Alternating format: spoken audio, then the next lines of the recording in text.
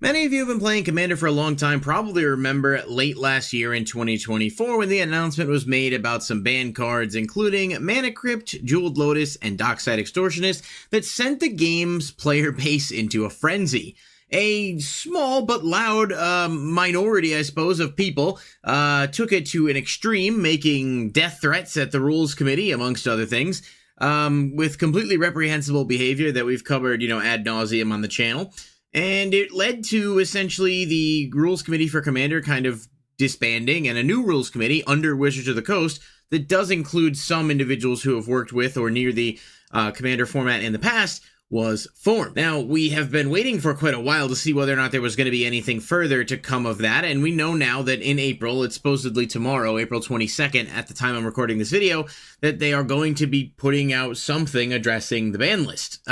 We have pretty much been told that nothing will be banned, but that does not mean that there may not be things that are unbanned. Obviously, with the Game Changers list that was introduced, which we're going to talk about a little bit more here in just a minute, there's a good possibility that some stuff on the ban list could come off, and that's kind of what the key component of this video is going to be. I just wanted to set up a few things before we got there. So, as we jump into the Game Changers, if you guys do want to go ahead and subscribe to the channel, like the video if you enjoy it, feel free to let me know in the comments down below, either now or at the end of the video, your thoughts on my predictions and sort of where you think all of this is going to end up. And of course, I will make a follow-up video once the list is announced, and we'll see how well I did or didn't do with my predictions. The Game Changers, essentially, I won't, dive into the nitty-gritty. A lot of you who are watching this are probably already familiar with the Game Changers as a sort of, concept. They're essentially using it as a tool to move cards around without banning them, basically saying that people who are maybe looking to play in groups can identify a different power bracket and cards that are game changers. The more game changers you have, the higher your bracket is, etc. So these really, really strong cards that are definitely high impact cards in Commander being on the list basically means if you want to sit at a table and play with people who are playing a lot of high power cards, you can, but if you're new or you just want to play more casual, you have some ways to identify that, you can play against other people. Bracket 5 is considered CEDH, very competitive, very high power. Bracket 4 is basically a step below CEDH that can have, all the, basically no restrictions outside of the ban list. And then as you get down, bracket 3 allows up to 3 cards from the Game Changers list, no infinite combos that are 2 cards, extra turn cards in low quantities, no mass land destruction, etc. As you get down to number 1, there's no cards from the list. Basically 3 and up, you can use cards from these lists. So the point of this bracket system, and while I don't think it's perfect, I do think it's good, especially for stores who are trying to run events or get people to come out and play. It's a really good way for people to be able to kind of figure out what table they should be playing at and all of that. So I like the Game Changers list for what it is. My group doesn't use it, but that's fine. We like to play with the regular ban list, and I think generally speaking, there's a lot of cards here that are fun, and I don't agree with every card on the Game Changers list, but I think a lot of them are definitely there for a good reason. And so what I think we're going to see with this ban list is we're going to see more cards added to the Game Changers list. I do think that a couple of cards are going to end up getting unbanned, but I don't necessarily think it's going to be the cards that everyone seems to think it is. So we're going to talk today just about some of the more popular picks that I've seen and some of the speculation that we've seen with some of these cards and kind of work together to figure out, kind of where we stand on all of this. And I can't think of a better card to start with than Jeweled Lotus. Now, Jeweled Lotus was created, it came out in Commander Legends, which was 2020 or 2021. It was somewhere in that range. Jeweled Lotus, an extremely powerful card. It has always been very expensive, and prior to its ban, it was actually well over $100 despite getting a reprint. Now we're seeing some interesting trends where it is starting to rise in anticipation of this list tomorrow. Now, here's my thing. I have been on record saying I don't think Jeweled Lotus was necessarily ban-worthy, especially not with the bracket system. It's a very powerful card, obviously, and it's inherently unbalanced, but in a 99-card format where you can maybe play some weaker commanders but get to them quicker because of a card like Jeweled Lotus, it helps to tip the scales a bit. Of course, the downside is that the decks that are already powerful also have access to it. It's very much that give-and-take argument, so I do think there's some arguments to be made for both sides. I personally would be okay with Jeweled Lotus being legal in the format. That being said, I don't think it's going to come off the list tomorrow. Now, I could be wrong and will openly admit that. I'd actually be kind of happy if it did. I went back and forth for weeks on whether or not I wanted to buy one just in case, because make no mistake about it, if this card does by some chance come off the list, its price is going to explode. But I do think it sets a bit of a bad precedent for Jeweled Lotus to come off the list, because people who are making death threats at the community and all this stuff and dramatically overreacting, it almost rewards that type of behavior, even though some time has passed. It's like, oh, you can get outraged and threaten people and all this other stuff, and we're gonna still bring the card back. Like, you ruffled enough feathers to bring it back. So I don't necessarily think they're gonna do that, because I think it sets a bad precedent. But I don't think the card itself necessarily needs to be banned, especially not if we have access to this bracket system. Obviously, if they were to just put it there, Jeweled Lotus being in that bracket, you kind of know what you're getting into. You know what you're playing. And I think that's, generally speaking, probably okay for a format like Commander. So I'm on board with Jeweled Lotus coming back, but if I had to predict, will it happen? My guess is no. I don't think it's going to come back tomorrow. But I could be wrong, and have been wrong many times before. Now, Bioythm is a card people are talking a lot about quite a bit. It is 6 and 2 green sorcery. Each player's life total becomes the number of creatures he or she controls.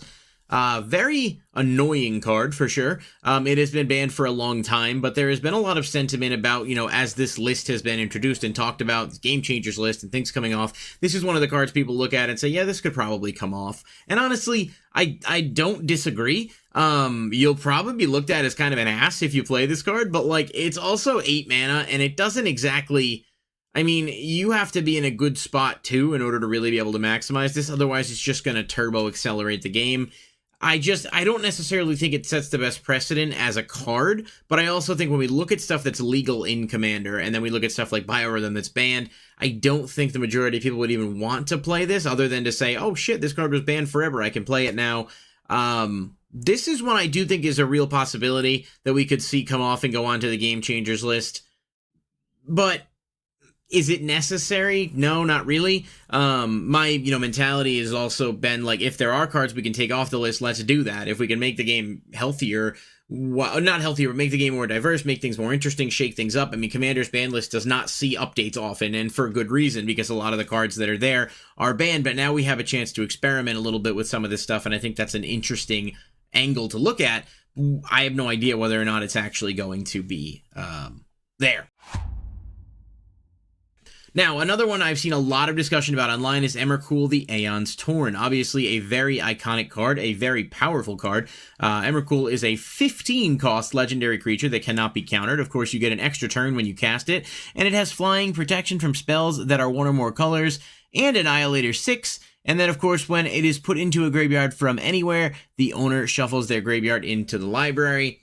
It's a lot. It's a very powerful card. I think its biggest kind of craziness is as a commander, because you can ramp and turbo into it, and then you just get an extra turn, and you're pretty much going to win with this, just swinging with it twice. I know a lot of people would be happy if this came off, and I know a lot of people would be very upset if it came off. I'm leaning towards no. I don't think this is going to come back. I don't think even being a Game Changers list is going to come back. We have, a new Emer that came out in Modern Horizons 3. We have another playable Emer.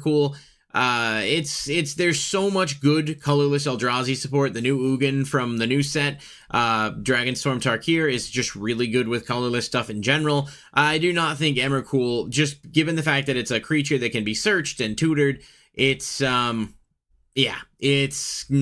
would say no. My prediction on this one is a large no, but I guess it would be cool if you're an Eldrazi player and that were to happen. Now, seeing people talk about Primeval Titan, 4 and 2 green creature giant. Whenever it enters the battlefield or attacks, you may search your library for up to 2 land cards, put them onto the battlefield, then shuffle your library. This is an extremely strong card. When I first started playing Magic, I actually was playing this in my mono green commander deck I had built. I had no idea it was banned. I didn't even look at the ban list. I'm like, this is a good card. And then you kind of learn a little bit more about why it's actually so strong, because of the ability to search any lands at all, meaning utility lands, lands with effects. You can get Urza's Saga and I don't know, Eye of Ugin out of the deck with this or whatever, just to name a few. It's definitely a card that people are speculating on. It has seen a price spike. It's strong, very strong, in fact, and I would argue that the 6 mana is not that big of a restriction with green. But I also think if we're looking at things on this list, there's a good chance that this could probably come off and be put on the Game Changers list and still have, some application. So do I think Primeval Titan is going to come back? If they do unban stuff, I would say this is a prime candidate to come off. So I'm going to say yes on this. I'm not 100% confident on that pick, but I think there's a good chance it could happen. Silven Primordial is another one that kind of falls into this same one. This is 5 and 2 green creature avatar with reach. When it enters, for each opponent, destroy target non-creature permanent that player controls. For each permanent destroyed this way, search your library for a forest card and put it onto the battlefield tapped. Then shuffle your library. A very strong card that has not only incredible ramp capability, but also just kind of a douchey way of destroying lands. And it is not optional, so whatever you have to destroy, especially if a player is behind, like, you just play this and then you have to pop one of their lands. Like, imagine the person in your pod is like pretty far behind and you're just like, you lose a land, like, and then you're gaining a ton of resources off of it as well. I think if, it was basic lands, perhaps you could have a conversation, but the fact that this can search type stuff, duels, shock lands, triomes, whatever, just also offers so much additional advantage. And if you just play this and pop 3 things, you get 3 lands from the deck. It's just so good. I do not think Silven Primordial is, the most broken card on the list, but I think it's pretty strong. I have to say, I do think that Silven Primordial does have a chance of coming off the list as well. I don't know, I guess objectively speaking, we'd probably say Primeval Titan is better because it costs less and it also does get lands without restrictions, but I think both have arguments as to why they're banned, but I can also see arguments as to why either one might come off. Coalition Victory is probably the most surefire one we're looking at here on this list. It's 3, and then Wooburg, it's a sorcery that says you win the game if you control a land of each basic land type and a creature of each color. This card feels to me very gimmicky. I know it's not impossibly hard to resolve, but it feels like you kind of deserve to win if you can pull this off. And in a format like Commander, getting the 8 mana and then also being in a position to do this doesn't feel like it's going to happen all that often, especially, because it is just a one-of card. This one, I feel very confident that if they are taking things off the list, this could very, very easily be one that does come off and get added to the Game Changers. So I'm going to go with a yes on this as well.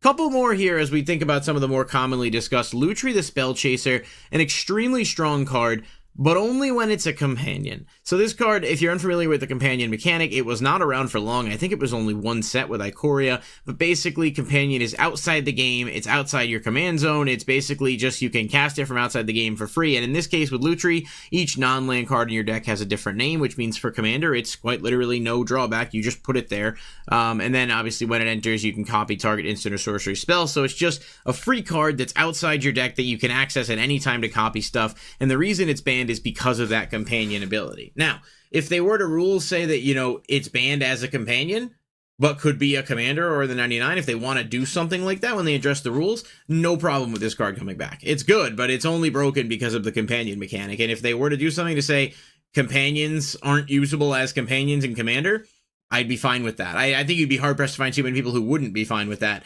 But I think as a whole, Lutri would need that level of a, restriction just because of how absolutely, free it really is as a card you can access. Sway of the Stars, another one I'm seeing a lot of chatter around. This is 8 and 2 blue sorcery. It says each player shuffles his or her hand, graveyard, and permanents they own into the library, then draws 7 cards. Each player's life total becomes 7.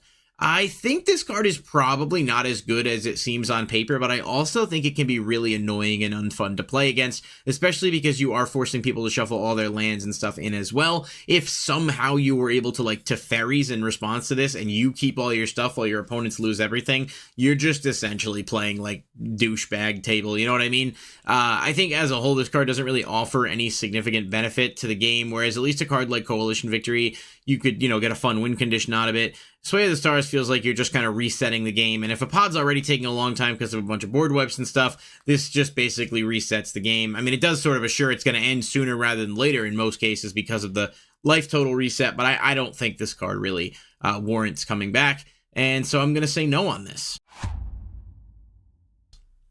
And lastly, before I get to just a couple quick honorable mentions, Hullbreacher, I've seen some people discussing this. I'm kind of surprised that it's even come up, but it's 2 and a blue, creature, Merfolk Pirate with Flash. If an opponent would draw a card except the first one they draw in their draw steps, you create a treasure token instead. That is not just a treasure token, period. it's every card they would draw. So not to mention using this with cards like Windfall and Wheel of Fortune, you essentially shut off your opponent's draws while also being able to force them to get rid of their hands, and you get a shit ton of resources out of it. Listen, there's a reason Hullbreacher was banned. It is extremely strong, and the flash mechanic that it has is just even more kind of a unbalanced, lopsided version of the card. I am an absolute no on Hullbreacher. I hope Hullbreacher doesn't come back. I don't really want to deal with it. I just think in general, like the ability to shut off a lot of your opponent's resources and cards while also having the ability to work in your favor with certain cards, it just makes it a hard no on my end. Couple of honorable mentions. I do feel like at least worth mentioning very quickly. Mana Crypt and Dockside Extortionist both were also banned when the ban list happened. Some people saying these are probably going to come back. You're seeing some speculation with both cards starting to rise. I could see Mana Crypt. I don't think Dockside. I think Mana Crypt was probably okay. But I also, like I said earlier in the video, I don't think they're going to do that to reward the bad behavior of those people who are like giving death threats and stuff. Basically saying, okay, we let it calm down a little bit, but here we did the thing. We gave you back your cards. The thing that makes me think it's possible, of course, is that they're a corporation and they like money, and there's plenty of money to be made with cards like Mana Crypt and Dockside and Jeweled Lotus. But again, Dockside's too good. I don't think Dockside comes back. I don't think Mana Crypt does either, but I wouldn't necessarily be shocked, and I wouldn't be outraged. I mean, it's a good card, but Commander, the nature of the format, it's probably okay. But I think, generally speaking, if I had to pick one I'm most confident on that might actually come off, it's probably Coalition Victory. But we'll have to see what happens when the list drops. I'm going to be disappointed if they don't update anything, because if they made us wait all this time and they didn't come back with anything, that would kind of suck. But that's also a real possibility. So let me know what you guys think of the video. Sound off in the comments down below. Thank you, as always, for watching, and I'll catch you in the next video.